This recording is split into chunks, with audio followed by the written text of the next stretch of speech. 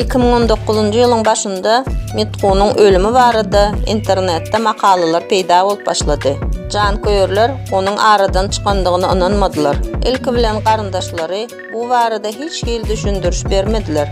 Ýöne soň Chakrabortynyň ogly Metbugatda qaqasynyň hastahanada adaty synagdan geçýändigi, diridigini we häzirki wagtda saglyk ýagdaýynyň gowudygyny düşündirdi.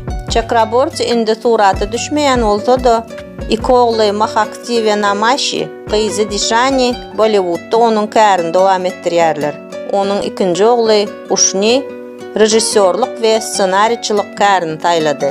Şu wagta çenli çağalarynyň terbiýesine we durmuşyna gatnaşmaklygy eli degmedik bolsa-da, häzir ol özüni maşgaly durmuşyna dolu bagyşlady. Mundan başga-da Mithun Chakraborty tans boýunça konkursyň jüri agzasy bolup, özü hem sahnada tans etmekden